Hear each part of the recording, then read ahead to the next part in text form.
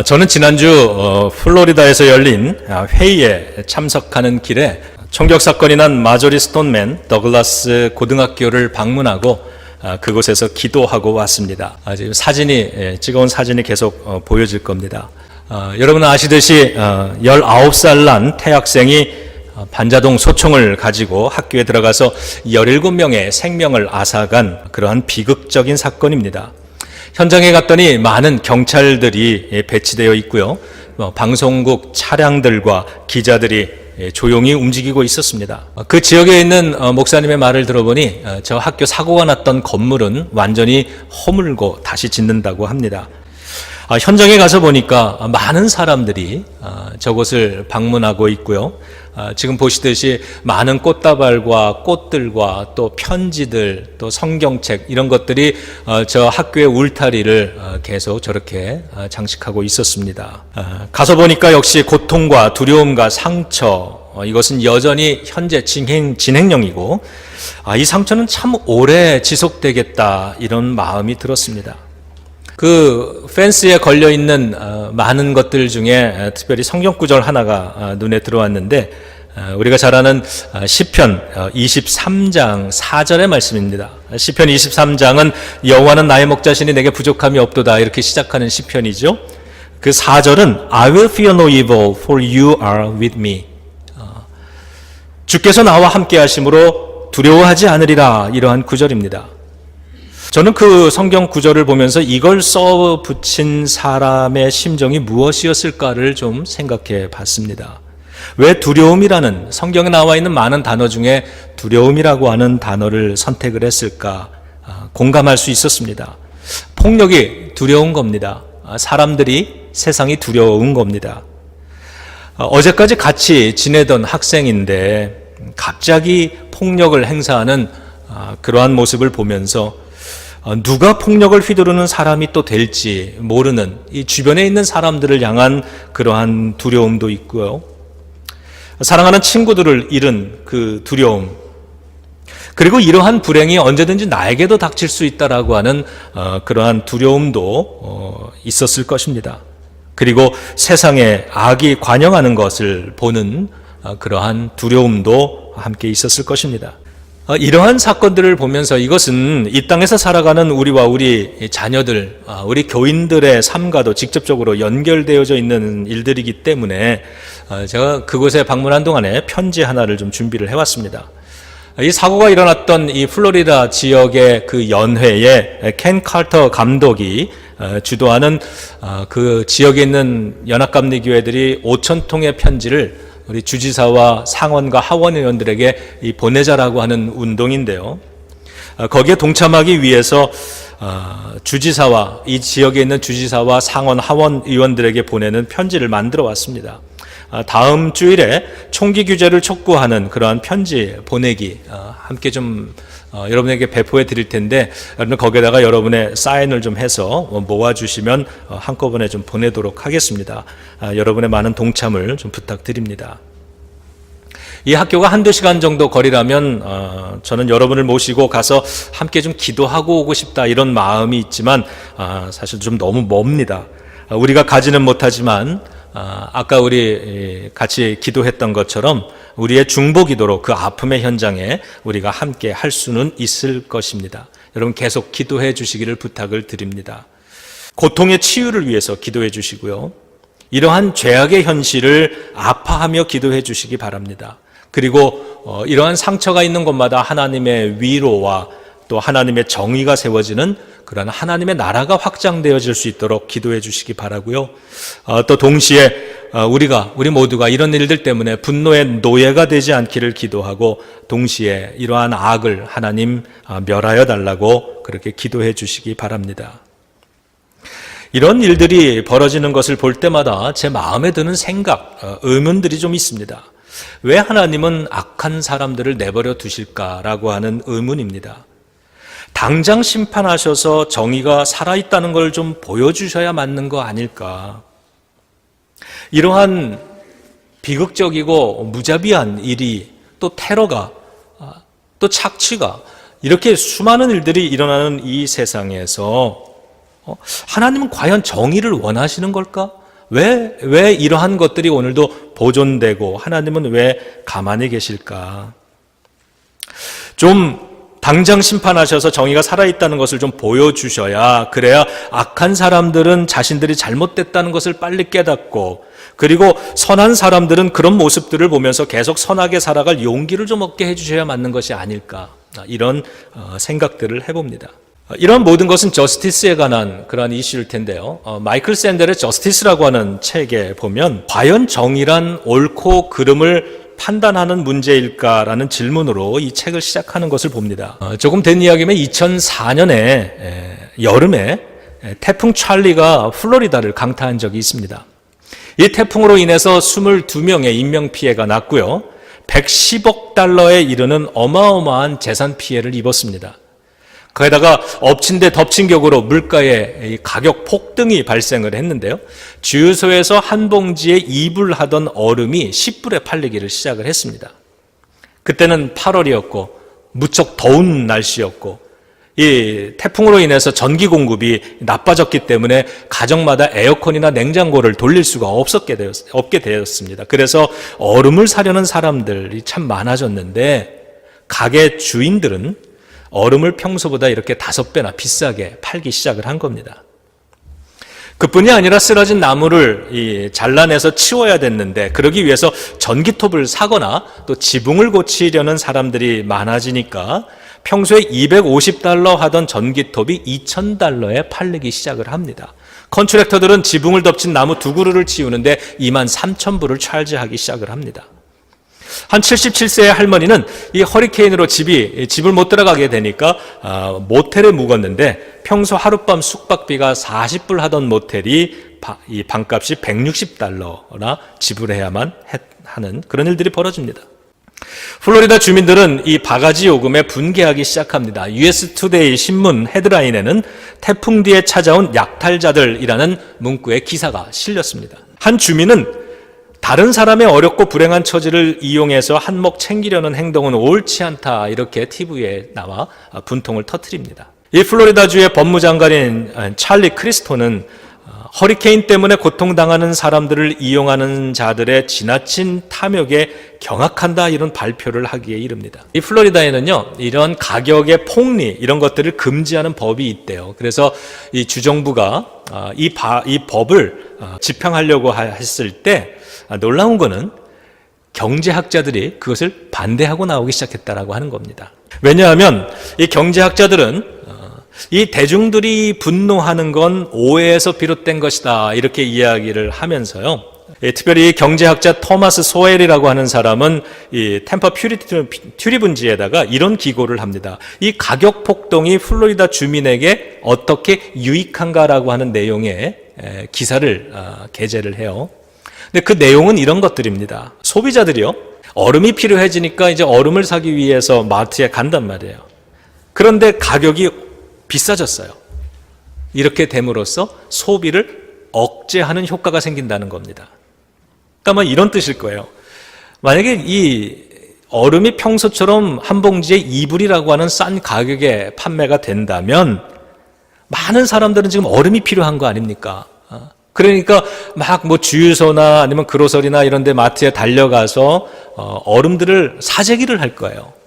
필요 이상으로 많은 것들을 넉넉하게 좀 사다가 그렇게 낭비를 하게 될 겁니다. 그러다 보면 얼음이 금방 동나죠. 그러면 얼음이 필요한 다른 사람들이 얼음을 구하지 못하게 되는 일들이 벌어진다는 겁니다.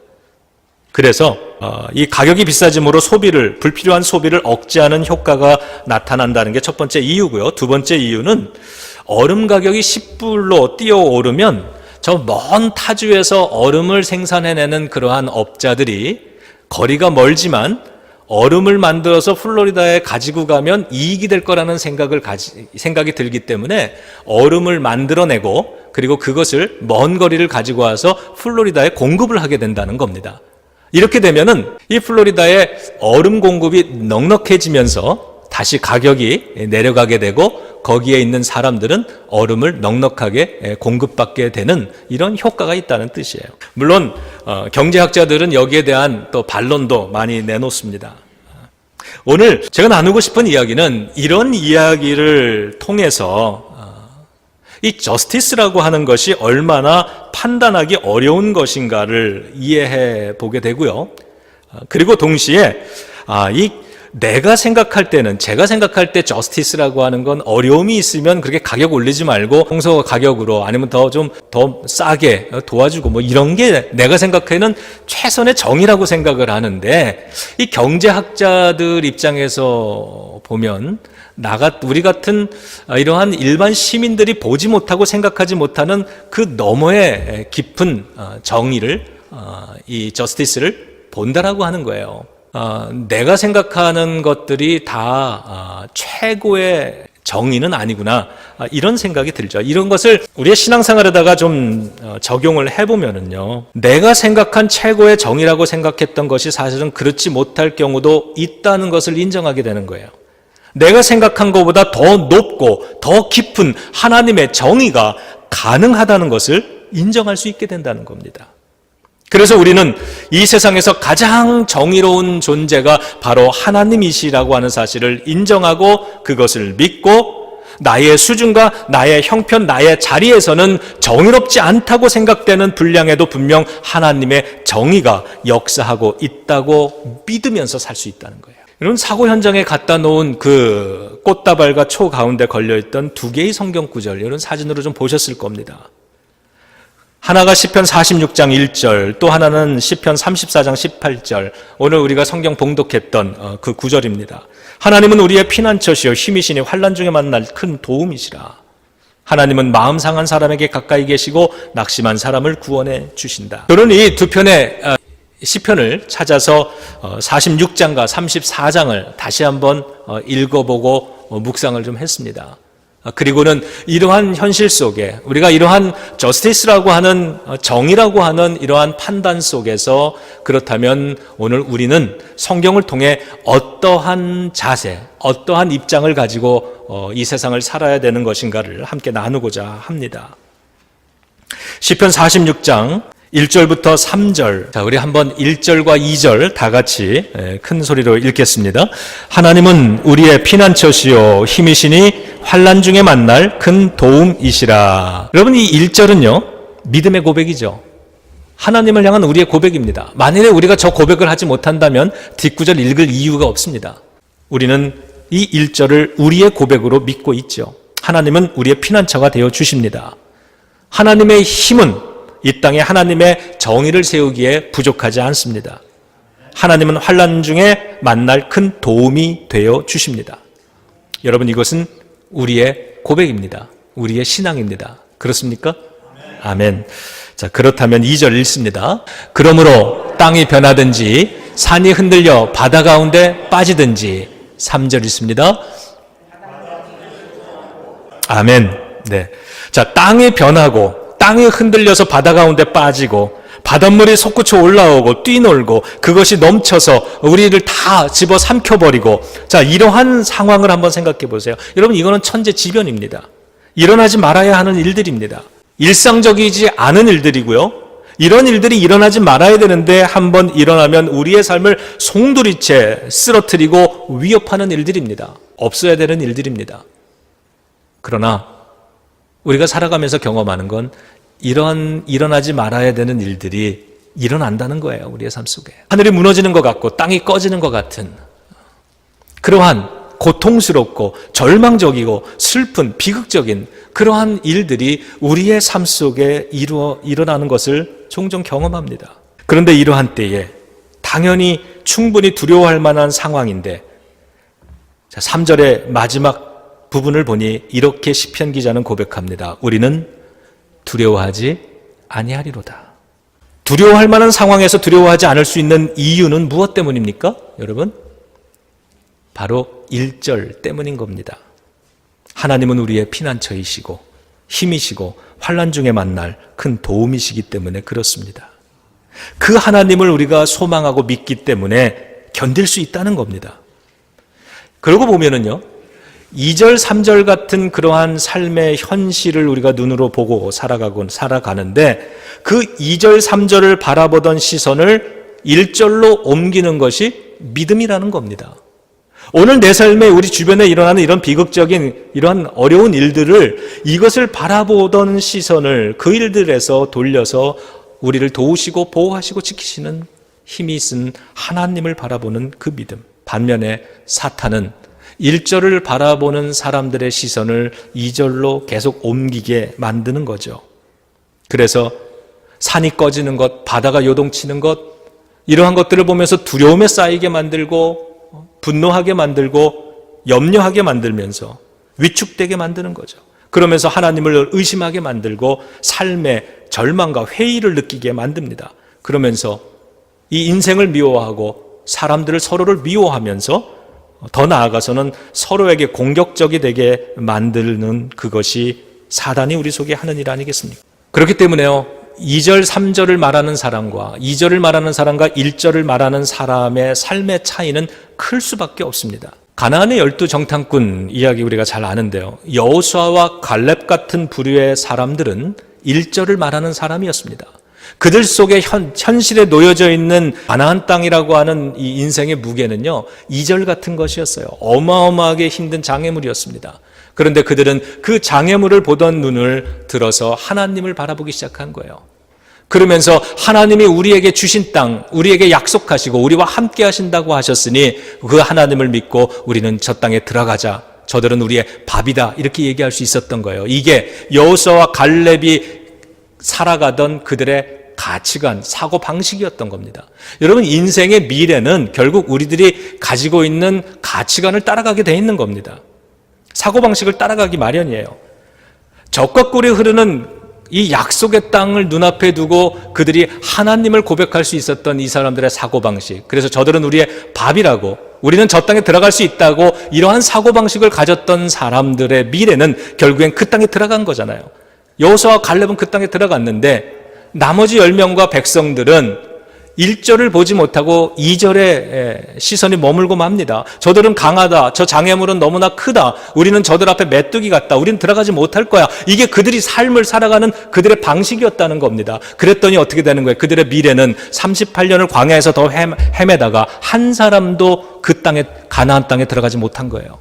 오늘 우리들의 현실이 있지만 현실을 계속 바라보던 눈을 들어서 나의 도움이 어디서 올까? 천지를 지으신 여호와 하나님에게서로다. 하나님께 눈을 돌리고 살아갈 수 있는 그 믿음이 우리에게 필요하다고 믿습니다. 그러면 시편 34장 펴서 15절을 한번 같이 좀 읽겠습니다.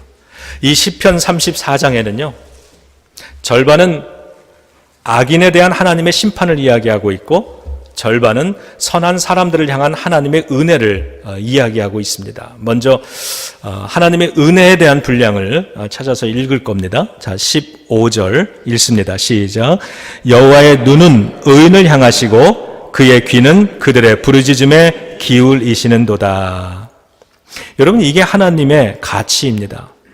그래서 하나님이 우리에게 주시는 명령은 그 앞구절을 보면 잘 나와 있는데 14절을 보면 뭐라 그러냐 하면요, 악을 버리고 선을 행하며 화평을 찾아 따를지어다 이야기를 합니다. 악을 버리는 것, 선을 행하며 사는 것, 이것은 하나님이 우리에게 주신 계명이기도 하지만 세상의 가치관이기도 합니다. 세상 사람들은 다 이렇게 고백을 합니다. 자, 17절로 내려갑니다. 읽습니다. 의인이 부르짖음에 여호와께서 들으시고 그들의 모든 환난에서 건지셨도다. 이것은 의인에 대한 하나님의 분명한 입장입니다. 의인이 부르짖으면 하나님은 들어주신답니다. 그리고 모든 환난에서 건져주신다고 약속해 주십니다. 자, 19절입니다. 의인은 고난이 많으나 여호와께서 그의 모든 고난에서 건지시는도다. 네, 의인은 고난이 많은 거예요. 여러분, 이게 어두운 세상에 빛으로 살아가려면 고난이 있을 수밖에 없습니다. 우리가 크리스찬으로 살아간다라고 하는 것은 많은 것에 손해를 보는 일이기도 하고요, 많은 고난을 받는 일이기도 합니다. 아이러니하게도 성경에서 창세기에 보면 우리 남자와 여자 아담과 이브가 죄를 짓고 나서 첫 번째 살인사건이 일어나게 돼요. 첫 번째 희생당한 사람은 가인이 아니라 아벨이었다라고 하는 사실입니다. 그러니까 성경의 이야기 속에서, 성경 역사 속에서 처음 죽임을 당하는 인류 최초의 죽음의 사건은 의로운 사람이 죽은 거예요. 그런 것처럼 우리가 이 죄를 짓고 난 이후부터 우리들의 삶에서는 의인들이 고난을 많이 받는 것, 그럴 수밖에 없는 역사가 시작이 됐다는 겁니다. 자, 의인이 고난이 많아요. 그 고난이 길어져요. 그런데 하나님이 약속한 건 하나님은 그 모든 고난에서 반드시 건져 주시겠다고 약속을 주신 거예요. 그런데 문제는 뭐냐? 고난이 너무 큰 거예요. 아니면 고난이 너무 길게 가는 거예요. 하나님이 건져 주신다고 하는 것이 빨리 왔으면 좋겠는데 때로는 우리의 기대보다 더 더디게 온다라고 하는 겁니다. 그럼에도 불구하고 이 말씀을 우리에게 주시는 이유는 하나님은 반드시 건지신다고 약속했으니 이 고난이 그 구원이 더디게 온다 할지라도 하나님을 바라보면서 오늘을 견뎌내라고 하는 거죠. 여러분, 하나님이 왜 자꾸 기다리실까요? 왜 딜레이 하실까요? 성경은 두 가지 이유를 우리들에게 가르쳐 주죠. 첫 번째 이유는 고난을 통해서 우리가 정금같이 나오기 때문에, 그것을 기대하기 때문입니다. 여러분, 인생에 많은 고난들이 있지만 사람은 잘 변하지 않습니다. 우리는 잘 변하지 않아요. 더구나 나이가 들어갈수록 우리는 변하는 게 참 어렵습니다. 그런데 변화가 언제 일어나냐면 정말 고난이 너무 크고, 그래서 이 고난의 밑바닥을 칠 때, 내가 지금까지 경험해보지 못한 저 깊은 밑바닥을 칠 때, 그때 우리들은 간절해지고 모든 것에 변화가 나타나기 시작해요. 그런데 어정쩡한 고난들, 어려움들, 삶에 그냥 어정쩡한 고난들만 오기 때문에 우리가 미처 변화되기 전에 그 고난이 끝나버리는 거죠. 우리의 삶을 변화되게 만들기에는 이런 어떤 고난들은 너무 약한 거예요. 그것을 주님이 아시는 거죠. 그래서 하나님은 때로 기다리십니다. 조금만 힘들어도 조금만 참아라. 얘야, 네가 그 고난을 조금 더 견디기를 원해. 그러면서 너는 지금 더 강해지고 있는 거야. 너는 하나님을 향한, 나를 향한 믿음으로 더욱더 깊어져 가고 있는 거야. 이 고난이 다 끝나는 날이 올 텐데 그때 되면 너의 믿음은 지금보다, 너의 인생은 훨씬 강건하고 훌륭한 믿음이 되어 있을 거야. 교회도 마찬가지일 겁니다. 여러분들의 사업도 마찬가지일 겁니다. 그러한 은혜가 우리의 자녀들에게도, 다음 세대들에게도 있기를 바라는 것입니다. 이게 하나님의 은혜죠. 하나님의 은혜. 두 번째, 더디게 되는 이유는 사랑의 하나님이시기 때문에 그렇습니다. 집 나간 탕자를 기다리는 아버지의 심정으로, 비록 죄를 범하고 있지만, 죄인이지만 그래도 지금이라도 회개하고 뉘치고 돌아오기를 기다리는 그러한 하나님의 마음이 거기에 있는 거죠. 우리가 의롭고 착하지만 한계가 있지 않습니까? 그런 내가 보기에도 참 속상하고 참 화가 나고, 이건 빨리 하나님이 빨리 정의로 심판을 하셔야 되는 것 같다는 생각이 막 들면서 악한 것을 그저 목격하고 있어야 되는 이 마음이 아픈데, 사실은요, 하나님은 지극히 선하신 하나님, 지극히 공의로우신 하나님 아니십니까? 나는 악에 대해서 우리는 좀 적당히 타협할 줄도 알고 악한 모습을 보면 그냥 넘어가기도 하지만, 하나님은 지극히 선하신 하나님인데 그 악한 것을 보실 때 얼마나 마음이 아프겠어요. 얼마나 힘드시겠어요, 견디기가. 우리보다 몇 배나 더 힘드실 거예요. 그런데도 하나님은 성경에 보니까 오래 참고 기다리신다는 거예요. 자, 이번에는 이것이 하나님의 은혜라고 한다면, 자, 심판하시는 하나님에 대한 이야기도 우리가 여기서 읽을 수 있습니다. 자, 21절로 내려가 읽습니다. 악인을 죽일 것이라. 의인을 미워하는 자는 벌을 받으리라. 네. 의인을 미워하는 자는 반드시 하나님이 벌 주신다 그랬고요. 악인은 악으로서 망할 거라고 얘기를 해줍니다. 여러분, 하나님이 이렇게 기다려주기 때문에 이 악한 입장에서 보면 내가 이러한 일을 행했는데도 아무 일도 일어나지 않는 거예요. 그래서 착각하는 거죠. 아, 하나님도 어쩔 수 없구나. 내지는 내가 옳았나 보다. 이러고선 계속 그 일을 해나갈지 모르지만 착각입니다. 하나님은 은혜의 하나님이기 때문에 다 모든 걸 덮어주고 용서하고 다 그냥 두리뭉실 넘어가겠다는 것이 아니라, 하나님은 지금 참고 기다리고 계시지만 돌아오지 않을 때가 되면 나는 반드시 심판하신다고 말씀을 하시는 거예요. 여러분, 우리는 이 하나님의 심판을 두려워해야 되는 겁니다. 안심해서는 안 되는 거예요. 자, 이 두 편의 시편에서는요, 선한 사람들에게 은혜를 베푸시는 하나님의 모습을 보여주고 동시에 악한 사람들을 심판하고 벌 주시는 하나님의 모습을 담고 있는데, 시편은 이 둘 사이에 균형을 맞추려고 애를 쓰고 있는 겁니다. 그러므로 우리들도 이 성경을 읽으면서 신앙생활할 때 우리도 이 둘 사이의 균형을 가지고 있어야 되는 거예요. 뭐냐 하면 하나님을 사랑하기와 하나님을 두려워하기의 균형입니다. 은혜의 하나님을 믿는 것과 심판의 하나님을 믿는 것의 이 균형을 우리 스스로 맞춰 나갈 수 있어야 되는 거예요. 왜냐하면요, 하나님이 은혜의 하나님이기 때문에 그게 너무 좋아서, 은혜 하나님 너무 고맙고 감사해서 우리가 그 하나님께 자발적으로 헌신하며 살기로 다짐하고, 자발적으로 누가 시키지 않아도 예배하고 기도하고 말씀을 지키고 이러한 삶을 사는 게 정답이에요. 그런데 우리는 그러지 못하거든요. 은혜 하나님 앞에서 그렇게 하는 것이 맞지만, 어느 정도는 그렇게 하지만, 은혜라고 하는 것에는 구속력이 크지를 않습니다. 그래서 우리는 그 은혜의 하나님 앞에서 자발적으로 섬기지만 때로는 너무 나태해질 때가 많다는 거예요. 그래서 필요한 것이 심판의 하나님에 대한 신앙입니다. 심판과 처벌이 두렵고 재앙이 무섭고, 내가 오늘처럼 불충성한 후에 내 삶에 닥쳐오게 될 삶의 환난이나 고난이나 축복의 상실, 이러한 것을 두려워할 줄 알아서요, 하기 싫어도 헌신의 의무를 다하면서 살아가게 만들어주는 것이 바로 이 심판의 하나님 신앙입니다. 이것은 구속력은 크지만 기쁨은 작죠. 그래서 이 두 가지 균형을 맞추면서 신앙을 자라나게 만들어야 되는 겁니다. 내가 하나님의 은혜로 자발적인 것만 가지고 살 수 있다면 더더욱 좋겠지만, 그게 되어지는 절반의 분량이 있고 나머지 안 되는 절반의 분량은 바로 이러한 하나님에 대한 두려움을 가지고 그 일을 감당하며 살고, 또 이것만 가지고 살면 얼마나 신앙이 의무적으로 되겠어요. 얼마나 건조하겠어요. 이것을 가지고 행하다가 다시 그러한 하나님의 은혜를 다시 한번 떠올리면서 이 균형을 맞춰 나가는 그러한 일이 우리에게 필요할 줄로 압니다. 우리가 그 죄악 속에, 그 무기력 속에, 그 게으름 속에 우리가 계속 머물러 있을까 봐 때때로 하나님은 우리에게 징벌을 사용하기도 하신다는 거죠. 그럼으로써 우리가 하나님 앞에 다시 돌아오고 하나님께 예배하는 사람의 그 삶의 자세를 지켜나갈 수 있게 해주시는 거죠. 그래서 우리는 이 두 가지 균형이 필요하다는 겁니다.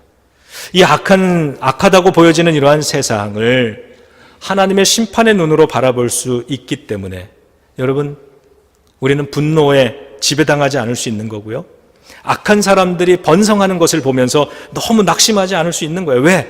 하나님은 기다리고 계시는 것이지 하나님은 정의를 포기하신 게 아니기 때문에 그렇죠. 더불어 우리가 해야 될 일은 무엇이겠습니까? 우리 성도들이 해야 될 일은 선한 사람을 지키고 보호하시겠다고 약속하신 그 하나님을 바라보면서 우리가 오늘 감당해야 될 선한 일, 선한 사명을 포기하지 않고 계속해서 멈추지 않고 감당해 나가야 된다는 것입니다. 사랑하는 여러분, 하나님께서 악한 것들을 심판하지 않고 기다리시는 이유는 혹시나 지금이라도 회개하고 돌아올지 모른다는 사랑의 마음 때문입니다. 정의를 포기하시지 않으셨습니다. 그렇기 때문에 악을 너무 슬퍼하지 말고, 대신에 우리는 하나님의 심판이 있음도 알면서 하나님의 자비한 긍휼을 우리가 같이 바라보면서 이 땅에 하나님의 치유가 일어나고 하나님 앞에 회개하고 구원받으며 돌아오는 새로운 사람들이 있는 것을 기대하면서 하나님의 위로함 가운데 선한 일을 감당하기를 멈추지 마시고 그렇게 힘내서 달려가시기를 주님의 이름으로 축원합니다. 기도하겠습니다.